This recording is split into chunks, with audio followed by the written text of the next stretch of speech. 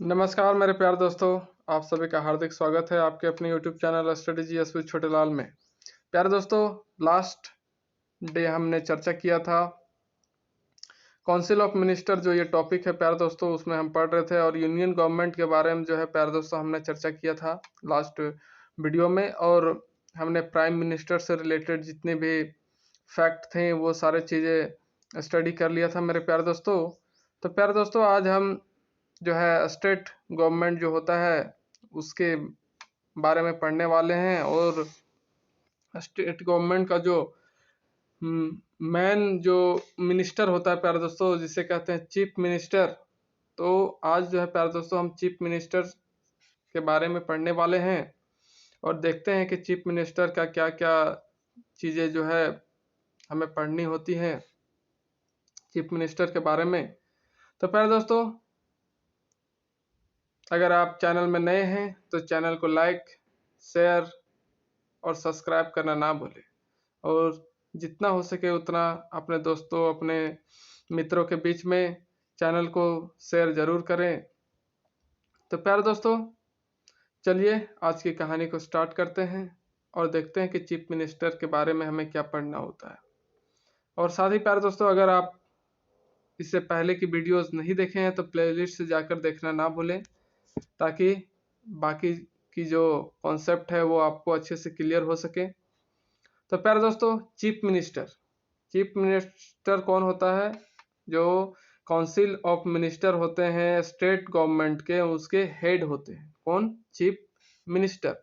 ये chief minister जो है प्यारे दोस्तों, हमारा जो कॉन्स्टिट्यूशन है उसके आर्टिकल 164 में मेंशन है। ओके, 164 में मेंशन है। 75 में प्राइम मिनिस्टर था, उसी में 89 ऐड कर दिए तो क्या हो गया? 164। तो 164 जो है मेरे प्यारे दोस्तों, वो 164 क्या मेंशन करता है, क्या दिखाता है कि जो एक राज्य होगा उसका एक मुख्यमंत्री भी होगा।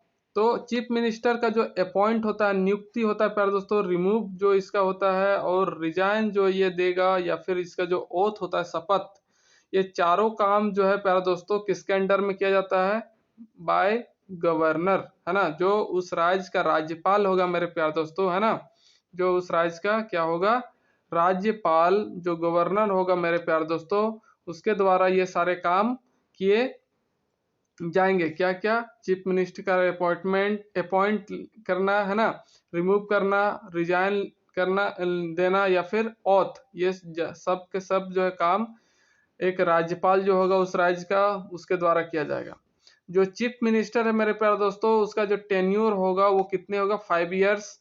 रीअपॉइंट, यस, रीअपॉइंट मतलब कि पुनः नियुक्त किया जा सकता है, हाँ। और मिनिमम एज जो है मेरे प्यारे दोस्तों वो है 25 इयर्स। 25 इयर्स जब लेजिस्लेटिव असेंबली का वो मेंबर होगा तब 25 इयर्स, एंड जब लेजिस्लेटिव काउंसिल का मेंबर होगा तो वो 30 इयर्स होने चाहिए। तो इस तरह से मिनिमम एज जो है एक चीफ मिनिस्टर बनने के लिए प्यारे दोस्तों वो कितना होना चाहिए? 25 years. Okay, and maximum age no limit, इसका कोई लिमिट नहीं है कि आप 60 इयर्स तक, 70 इयर्स तक, है ना, मरने तक आप क्या कर सकते हैं? प्रधानमंत्री, मुख्यमंत्री बन सकते हैं। इसका कोई लिमिट नहीं है।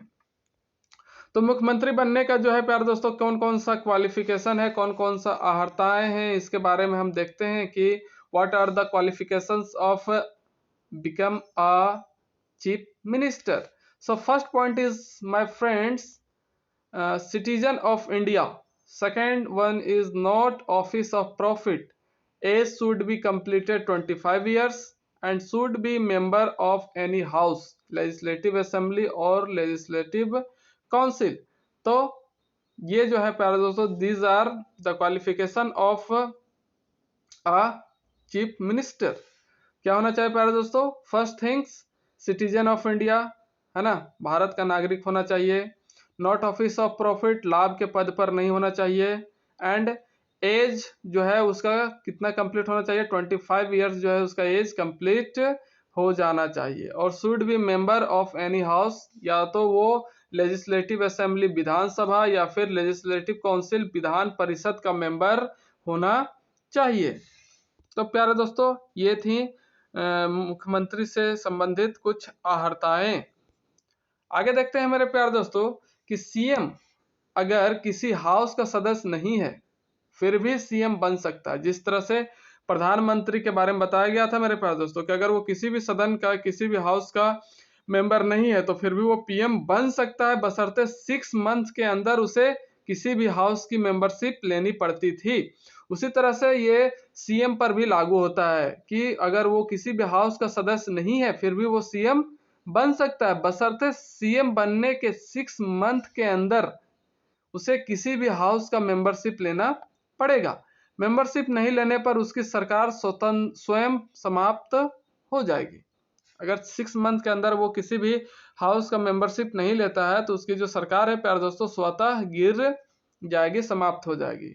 तो आगे मेरे प्यारे दोस्तों कि सीएम गवर्नर द्वारा अपॉइंट या नियुक्त किए जाते हैं। जो भी सीएम है इसके बारे में तो हमने देखा कि जो गवर्नर होता है, जो राज्यपाल होता है, उसके द्वारा अपॉइंट किया जाता है। जब तक विधानसभा में बहुमत होगा तब तक वह सीएम पद पर बना रहेगा। तो विधानसभा पर जब तक उस दल का, उस पार्टी का जो है प्यारे दोस्तों बहुमत, मेजोरिटी बना रहेगा, है ना, तब तक क्या है वो सीएम के पद पर रहेगा। First women CM of any state. तो सीएम से रिलेटेड अगर देखते हैं प्यारे दोस्तों कि पहली महिला जो किसी राज्य की क्या बनी, सीएम बनी, चीफ मिनिस्टर बनी, तो वो थी प्यारे दोस्तों सुचेता कृपलानी। कौन? सुचेता कृपलानी यूपी की बनी थी 1962 में, 1962 ईस्वी में। सबसे ज्यादा बार महिला सीएम कौन बनी? जयललिता, 5 बार, है ना। कौन? जयललिता 5 बार महिला सीएम बनी थी। कहाँ की? तमिलनाडु की सीएम थी, है ना। CM of Tamil Nadu was Jayalalitha, where become 5 times as a CM, where in Tamil Nadu. तो प्यारे दोस्तों आगे देखते हैं कि महिला सीएम में सबसे लंबा कार्यकाल किसका रहा है। तो महिला सीएम के रूप में सबसे लंबा कार्यकाल जो है प्यारे दोस्तों शीला दीक्षित। कौन?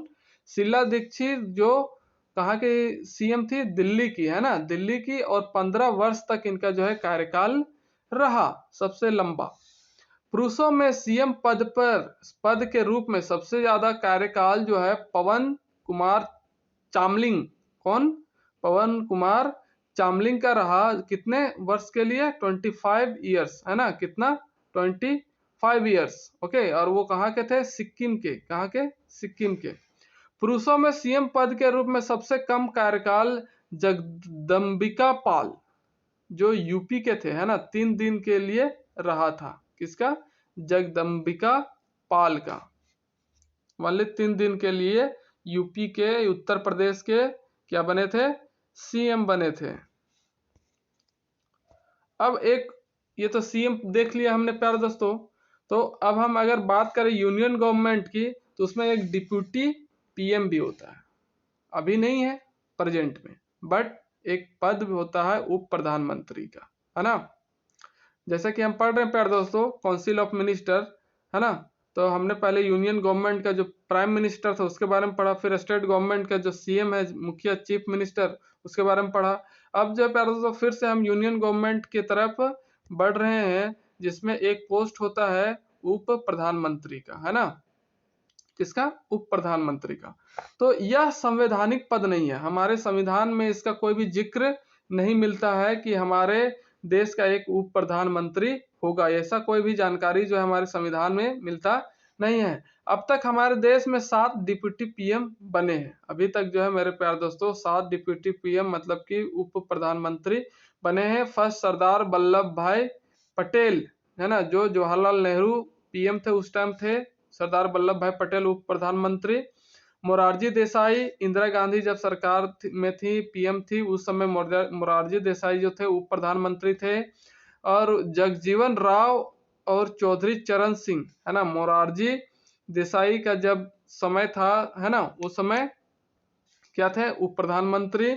और वाई वी चौहान, कौन? वाई वी चौहान जो है प्यारे दोस्तों चौधरी चरण सिंह जब पीएम थे उस समय ये क्या बने थे?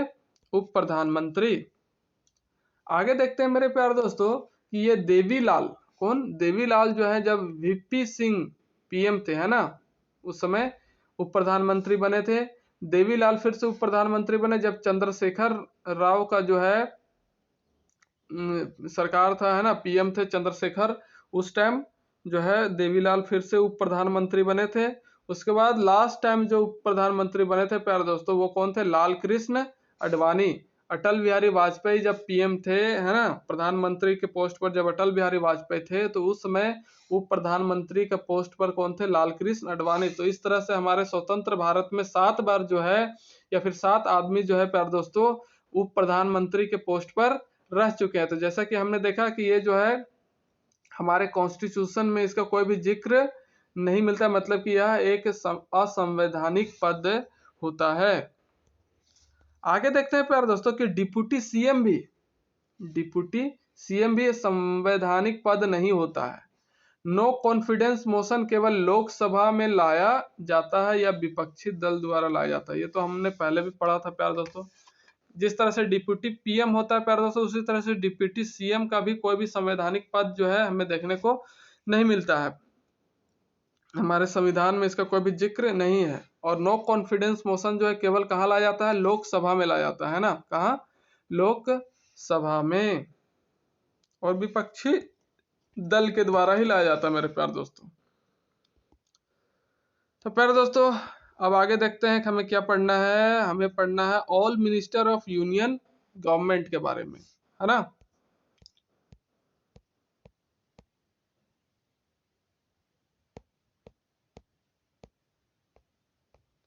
चलिए यहाँ तक कंप्लीट कर लेते हैं मेरे प्यारे दोस्तों। उसके बाद जो है न्यू टॉपिक के बारे में हम चर्चा करेंगे नेक्स्ट डे।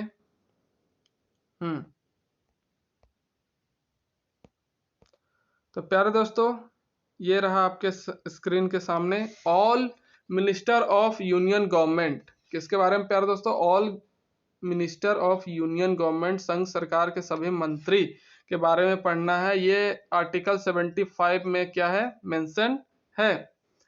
तो जितने भी मंत्री होंगे केंद्र सरकार में प्यारे दोस्तों, है ना, उसका अपॉइंट और रिमूव जो है बाय प्रेसिडेंट किया जाएगा, एडवाइस ऑफ पीएम की सलाह पर जो है उसको अपॉइंट और रिमूव करने का काम कौन करेंगे, प्रेसिडेंट करेंगे, है ना। ऑथ भी किसके द्वारा दिलाया जाएगा, प्रेसिडेंट के द्वारा। रिजाइन भी किसको देंगे, प्रेसिडेंट को देंगे। और टेन्योर जो होता है क्या होता है, नॉट फिक्स होता है, मतलब कि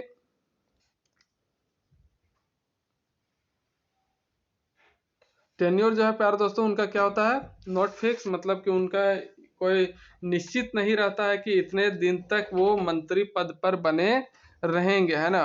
तो उनको कभी भी रिमूव किया जा सकता है on the advice of PM by the president. और मिनिमम एज जो है प्यारे दोस्तों कितनी होनी चाहिए, 25 ईयर्स होनी चाहिए। और मैक्सिमम एज जो है प्यारे दोस्तों वो कितना होना चाहिए, वो नो लिमिट, है ना। मैक्सिमम एज जो है प्यारे दोस्तों वो नो लिमिट है। और जो मिनिमम एज है प्यारे दोस्तों लोकसभा के लिए वो 25 ईयर्स है, और राज्यसभा के लिए 30 ईयर्स है। अगर राज्यसभा का अगर मंत्री है तो वो 30 ईयर्स तक रहेगा अगर वहाँ का सदस्य है तो, और लोकसभा का सदस्य है तो 25 ईयर्स ही उसका मिनिमम एज होगा।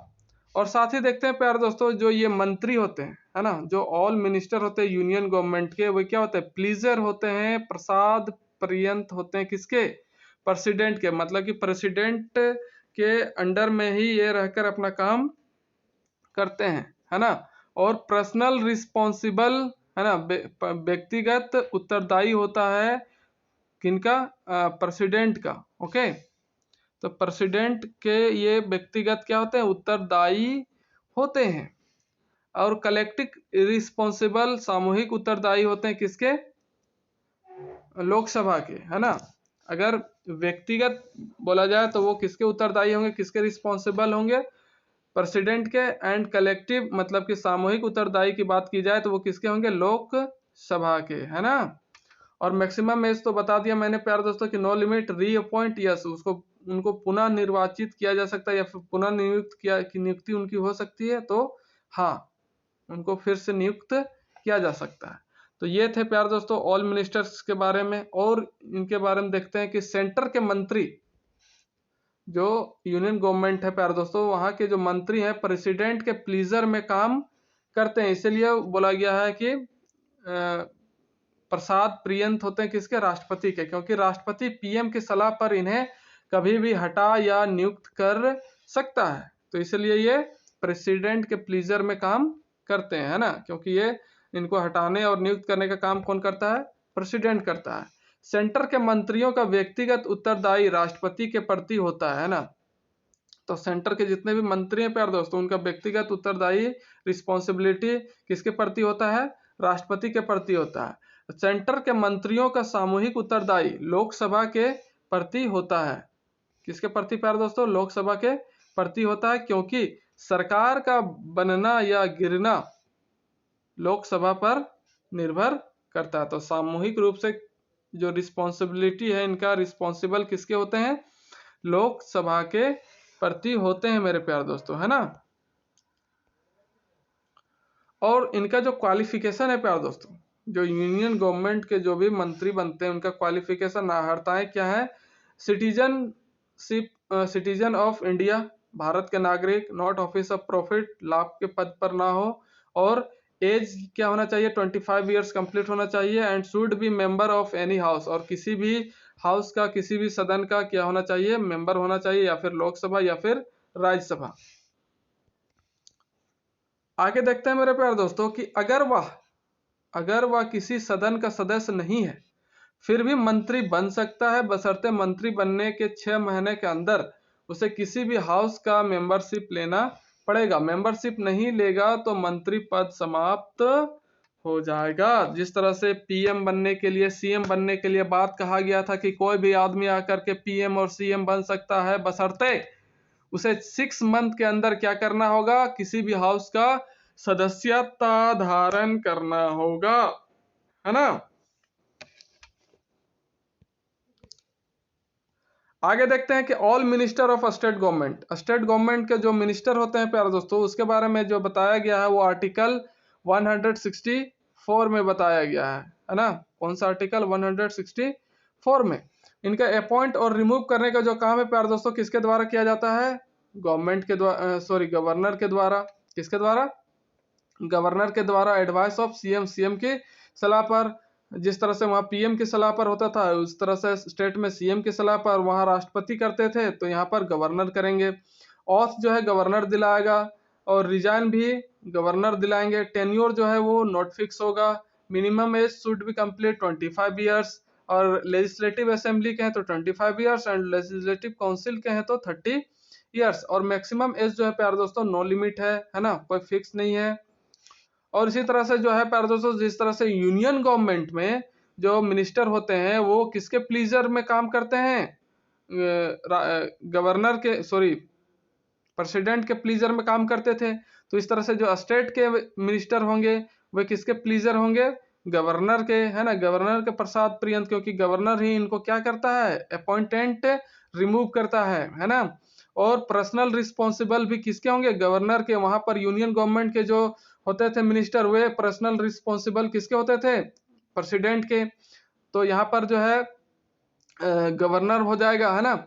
और कलेक्टिव रिस्पॉन्सिबल जो है वहां पर प्यारे दोस्तों लोकसभा का होता था, लेकिन यहाँ पर क्या होगा, लेजिस्लेटिव असेंबली का, विधानसभा का होगा, है ना। क्योंकि राज्यों में विधानसभा मेन सदन होता है, और हाँ, हाउस होता है मेन हाउस विधानसभा, और केंद्र में लोकसभा। रीअपॉइंट किया जा सकता है इन्हें, हाँ किया जा सकता है, क्यों नहीं किया जा सकता भाई, स्वतंत्र भारत के नागरिक होते हैं, है ना। तो ये रीअपॉइंट करने की जो व्यवस्था है हमारे देश में वो है। और फिर मैक्सिमम एज तो नो लिमिट बता ही दिया था मेरे प्यारे दोस्तों। अब इनका जो क्वालिफिकेशन है प्यारे दोस्तों, क्या होना चाहिए, कोई भी किसी भी राज्य में मंत्री बनने के लिए क्या क्वालिफिकेशन होना चाहिए, सिटीजन ऑफ इंडिया, भारत का नागरिक होना चाहिए। नॉट ऑफिस ऑफ प्रॉफिट के लाभ पर, मतलब लाभ के पद पर नहीं होना चाहिए। एज 25 शुड बी कंप्लीट, 25 साल कंप्लीट होना चाहिए। Should be member of any one house, कोई भी एक हाउस का जो है सदस्य होना चाहिए, या फिर लेजिस्लेटिव असेंबली या फिर लेजिस्लेटिव काउंसिल का। अगर किसी भी हाउस की सदस्य नहीं है फिर भी वह मंत्री बन सकता है, बशर्ते वह मंत्री बनने के 6 महीने के अंदर किसी भी हाउस का मेंबरशिप लेना पड़ेगा। यदि मेंबरशिप नहीं ले पाएंगे तो मंत्री पद से इस्तीफा देना पड़ेगा। तो वही बात है जो पहले बताया गया है मेरे प्यारे दोस्तों। तो ये था काउंसिल ऑफ मिनिस्टर मेरे प्यारे दोस्तों, जो स्टेट और यूनियन गवर्नमेंट के फॉर्म में हमने देखा है ना और जाना। तो प्यारे दोस्तों आज की कहानी को यहीं रोकते हैं और मिलते हैं नेक्स्ट वीडियो के साथ, जिसमें हम चर्चा करेंगे अटॉर्नी जनरल महान्यायवादी के बारे में प्यारे दोस्तों, है ना। ये किस तरह से होता है, किस तरह से काम करता है, क्या क्वालिफिकेशन है, इसके बारे में जो है हम विस्तृत जानकारी लेंगे। तो प्यारे दोस्तों मिलते हैं नेक्स्ट वीडियो के साथ, तब तक के लिए नमस्कार, जय हिंद, जय भारत, जय झारखंड।